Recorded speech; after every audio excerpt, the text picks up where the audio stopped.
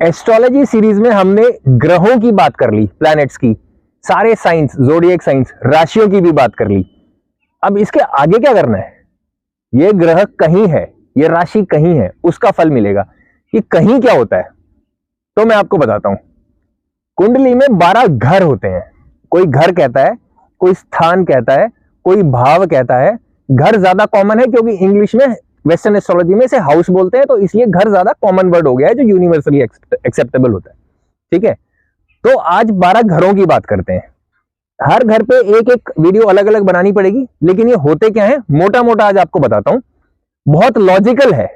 ठीक है, जैसे कि किसी का जन्म हुआ तो आपको क्या मिला? आपको अपना शरीर मिला, शरीर ही मिला ना। आपको अपनी खुद को मिले, खुद सोल का, आत्मा का, फिजिकल वर्ल्ड से, इस हमारी भौतिक दुनिया से पहला टच पॉइंट, पहला इंटरेक्शन वही है जन्म उस जीवात्मा का। तो वो हो गया आपका लग्न, वो हो गया पहला घर। ठीक है, अभी अभी इतना बताता हूं बस, फिर 5-7 मिनट में पूरा समझ आएगा। अब आप एक बात समझिए, एक बच्चा है जो पैदा हो गया, ठीक है, लग्न क्या होता है वो उसके लास्ट बाद में बताऊंगा, लग्न भी बताऊंगा आज ही। बच्चा है, पैदा हो गया, पैदा होने के बाद उसको क्या चाहिए? खाना चाहिए, बर्तन चाहिए, छत चाहिए, क्लोज फैमिली चाहिए, यही चाहिए ना। तो ये क्या, ये कहां से आएंगे? पैसे से। ये हो गया दूसरा घर। लॉजिकल है ना। पहले पैदा हो गए, पैदा होने पे क्या मिला? अपनी बॉडी मिली, अपनी पर्सनालिटी मिली, अपनी काबिलियत मिली। फर्स्ट हाउस से ये पता चल गया। सेकंड हाउस से वेल्थ चाहिए, चलो वेल्थ भी मिल गई। थोड़ा बच्चा बड़ा होने लगा, अब क्या करेगा? अब बातचीत करना शुरू करेगा। जब खाना खा रहा था, थोड़ा बहुत इशारों में बात कर रहा था, कुछ बेसिक चीजें बोल रहा था, स्पीच थी। अब कम्युनिकेशन शुरू करेगा, बातचीत करना शुरू करेगा। और क्या होगा? बाहर निकलना शुरू करेगा, अड़ोस पड़ोस होगा, उनसे भी बात होगी। थोड़ा और बड़ा होगा, छोटे भाई बहन होंगे, तो ये कम्युनिकेशन, अड़ोस पड़ोस, छोटे भाई बहन, ये तीसरे घर से। लॉजिकल चल रहा है ना। ठीक है, अब उसके बाद उसको अपना घर चाहिए, एनवायरमेंट चाहिए, परिवार चाहिए। चौथे घर में आ गए। अब क्या होगा? पढ़ाई भी शुरू करेगा चौथे घर से। अब वो पढ़ाई अलग अलग समय पर अलग अलग, पहले तो सिर्फ बेसिक्स, रीडिंग राइटिंग कोई पढ़ाई बोलते थे, आजकल आप समझ लो 12वीं क्लास तक की पढ़ाई हम चौथे घर से देखेंगे। उसके बाद क्या करेगा? और पढ़ाई करेगा। और पढ़ाई कहां से करेगा? 5वें घर से। High senior education, higher education, PhD type की नहीं, at least graduation, post graduation, professional type की। आ गए 5वें घर में। अब कॉलेज जाएंगे ना 5वें घर में, तो कॉलेज जाएंगे, रिलेशनशिप भी होंगे, बॉयफ्रेंड गर्लफ्रेंड, 5वें घर से। क्रिएटिव हो सकता है इंसान, पेंटिंग करना सीख सकता है, गाना सीख सकता है, कोई शौक हो सकता है, कोई हॉबी हो सकती है इस टाइम पर, 5वें घर से। अब जब ये सब हो गया, कॉलेज में भी चले गए, रिलेशनशिप भी हो गई, क्रिएटिव भी हो गई, पढ़ाई भी हो गई, सब हो गया। अब क्या होगा? अब लड़ाई झगड़े होंगे, दुश्मनी भी होंगी इन सब चीजों के बाद। कहीं किसी से उधार लेना पड़ेगा, थोड़े बहुत बीमार भी पड़ सकते हैं, चोट भी लग सकती है। छठा घर। अब एक इंसान की वो स्टेज भी क्रॉस हो गई, कॉलेज से भी निकल गए, लड़ाई झगड़े भी हो गए, रिलेशनशिप्स भी हो गए, पढ़ भी लिए, खा भी लिए, बड़े हो गए। अब क्या होगा? अब शादी होगी, 7वां घर। एकदम सीक्वेंस में चल रहे हैं ना। और आगे बढ़ते हैं। शादी हो गई तो क्या मिला? इन लॉज मिले, ससुराल वाले मिले। और क्या हुआ? अब आपकी बीमारियां बढ़ सकती हैं। अब आप उस स्टेज में आ गए हैं कि अपनी सेहत का ध्यान रखना है, वरना एज भी यहीं से पता चलेगी, डेथ भी यहीं से पता चलती है, ससुराल भी यहीं से पता चलती है। ये हो गया 8वां घर। आपके जीवन में उतार चढ़ाव भी आएंगे, कुछ ट्रांसफॉर्मेशंस होंगे, कुछ चेंजेस होंगे। 8वां घर। अब आप कुछ भाग्य साथ लेकर आए थे, भगवान में भी ध्यान लगाना है, स्पिरिचुअलिटी भी है, और इस स्टेज पर पिता का आशीर्वाद भी चाहिए। टाइम होता है अलग अलग, पिता का आशीर्वाद कब चाहिए, माँ का कब चाहिए।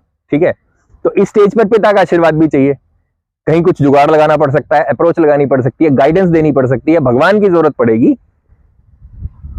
9वां घर। ठीक है, अब और क्या करना है? नौकरी करनी है, बिजनेस करना है, सब कुछ तो हो गया, अब कर्म भी तो करोगे। 10वां घर। अब जब आपने कर्म कर लिया, काम कर लिया, तो उस काम के बाद क्या होगा? कुछ कमाई होगी। होता है ना प्रॉफिट एंड लॉस स्टेटमेंट, कुछ प्रॉफिट तो कमाओगे, कुछ सैलरी लोगे, कुछ कमाई करोगे, कुछ रिश्तेदारी कमाओगे, कुछ दोस्ती कमाओगे, कुछ जान पहचान कमाएंगे, कुछ होगा ना। वो कमाई, वो गेन्स, वो जान पहचान, वो रिलेशनशिप्स, वो नेटवर्क, सोशल नेटवर्क। 11वां घर। और हमेशा कमाई थोड़ी करते रहोगे, नुकसान भी करोगे। तो नुकसान का 12वां घर। एकदम सिंपल लॉजिकल सीक्वेंस में आपको 12 घर बताए, मोटे मोटे। डिटेल में देखेंगे तो एक दो चीजें और भी इसमें दिखाई देती हैं। ठीक है, ऐसे होते हैं 12 घर हमारे, ये होते हैं। अब इसके बारे में कहां पर कौन सा ग्रह आएगा, वो अपनी ऊर्जा उस चीज में देगा। जैसे मंगल पहले घर में आ जाएगा तो क्या करेगा, मंगल की ऊर्जा, एनर्जी, लड़ाई झगड़ा, एग्रेशन आप में है। 7वें में आ गया तो पत्नी में है, 9वें में आ गया तो पिता में है, 4थे में आ गया तो मां में है, 3रे में आ गया तो छोटे भाई बहनों में। इस तरह से 10वें में आ गया तो प्रोफेशन में दिखाई देगा। ऐसे जो ग्रह जहां आएगा वो उस चीज में अपने रिजल्ट देगा। जो राशि जहां आएगी वो उस चीज में आपको एनवायरमेंट दिखाएगी। समझ रहे हैं, ऐसा कुछ कुछ होता है। अब बताता हूं लग्न क्या होता है। जिस समय किसी का जन्म हुआ, ठीक है जी, जन्म हुआ, किसी समय पर जन्म हुआ, जन्म का समय हम मानते हैं cutting off the umbilical cord, वो जो टाइम हम लेते हैं, उस समय पर जिस स्थान पर जन्म हुआ वहां से पूर्व दिशा में, ईस्ट डायरेक्शन में, ईस्टर्न होराइजन पे, होराइजन मतलब दूर जहां धरती और आकाश मिलते हुए दिखाई देते हैं, ईस्ट डायरेक्शन में वहां पर जो भी ग्रह, जो भी नक्षत्र, जो भी राशि थी, राशि क्या होती है, तारों का एक समूह होता है जो कुछ फोटो सी बनती हुई दिखती है, जो हम बचपन से देखते आ रहे हैं इससे कुछ। वो राशि बन गई आपका लग्न। जितने डिग्री की थी उतने डिग्री का बन गया आपका लग्न। ठीक है, ऐसा है।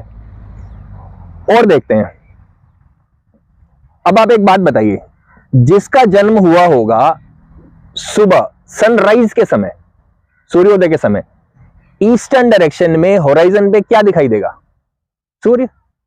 तो सूर्य लग्न में मिलेगा। ठीक है, ऐसे पता चलता है। और अगर सूर्यास्त के समय जन्म हुआ होगा तो सूर्य लग्न से पहले घर से एकदम ऑपोजिट 7वें घर में मिलेगा। इस वीडियो में मैंने बीच बीच में वो भी डालूंगा, अभी तो पहले बताया नहीं, लेकिन आप जब देख रहे होंगे तो देखेंगे, बीच बीच में मैं डालूंगा ये नंबर लिखा के 1 से लेके 12 तक, ताकि आपको देख के कुंडली में समझ में आ जाए पहला घर कौन सा है, दूसरा कौन सा है, तीसरा कौन सा है। ये कुंडली में पोजीशन से पता चलता है, नंबर से नहीं। इस वाले चार्ट में मैंने जो डाला है इसमें नंबर लिखे हुए हैं। साधारणतः ये नंबर राशि का नंबर होता है, घर का नहीं। इसमें घर का नंबर लिखा है जो मैं आपको दिखा रहा हूं, तो इससे आपको पता चलेगा कि कैसे देखना होता है। तो जो पहला घर जहां 1 लिखा दिख रहा है वो पहला घर है, 2 लिखा दिख रहा है वो दूसरा घर है। ऐसे हम एंटी क्लॉकवाइज चलते हैं। ये लोकेशन फिक्स रहती है घर की, नॉर्थ इंडियन कुंडली में ये लोकेशन यही रहेगी। मतलब यहां नंबर कुछ भी लिखा हो, इस चार्ट में जहां 1 लिखा हुआ है ना, वो है पहला घर। ठीक है, आपके चार्ट में इस 1 वाली लोकेशन पर, 1 वाले स्थान पर जो भी कुछ लिखा हुआ है वो आपका लग्न है। ठीक है, अपने चार्ट के नंबर इससे अलग हैं तो कंफ्यूज मत होना, वो नंबर इससे अलग ही होंगे। हाउस के नंबर और राशि के नंबर मेष लग्न की कुंडली में मैच करते हैं। तो बेसिकली मैंने ये मेष लग्न की कुंडली दिखाई है, लेकिन आपके चार्ट में नंबर इससे अलग हो सकते हैं, लोकेशन यही रहेगी। इसी लोकेशन पे ध्यान देना है आपने। ठीक है जी, इसके बाद मैं हर घर के बारे में अलग अलग बताना शुरू करूंगा। अगले वीडियो से पूरे 12 घरों के बारे में बात करेंगे। बहुत सिंपल साधारण तरीके से समझाया है। ना समझ में आया हो तो कमेंट में व्हाट्सएप पे पूछ लीजिएगा, वीडियो लाइक कर दीजिएगा, सब्सक्राइब कर लीजिएगा।